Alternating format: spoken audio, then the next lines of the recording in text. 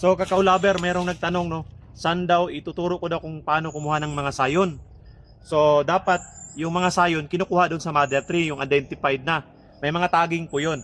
So iba po 'yon. So sa akin dito wala akong ganun.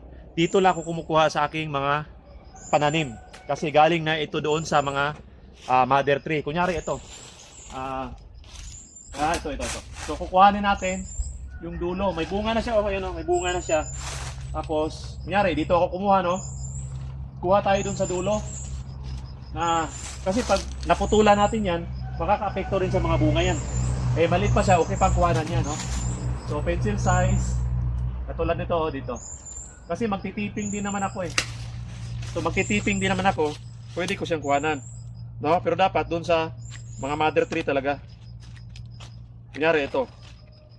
Ang importante lang naman sa sayon, mga Kakao Lover, wala siyang BSD. Tapos alam mo na malakas siya mamunga. Alam mo na magandang klase, malakas mamunga. Tsaka yung pinaka-importante talaga, walang BSD, walang sakit. Yun ang talaga pinaka-importante. Kasi madadala niya ito sa idudugtong nyo doon sa ilalim, no? So kunyari ito, wag natin gamitin itong green masyado. Pero pwede naman, mabubuhay din naman to.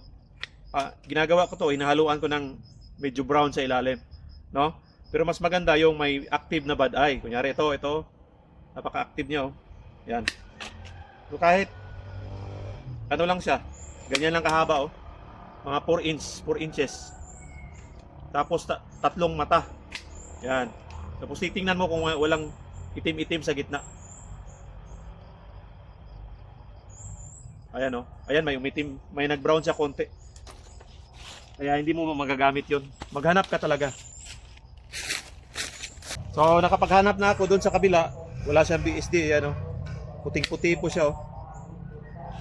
Nakapaghanap na ako doon sa kabila, wala siyang BSD, puting-puti siya.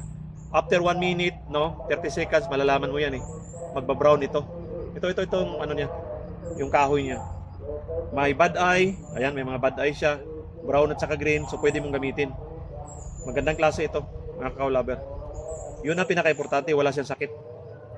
Walang BSD. Yung kinukuha ninyo. Tapos galing ito sa grafted din na kakao. Na alam mo na yung clone o variety na kakao na to. Siya yung gusto mong idugtong doon sa kakao mo. Okay?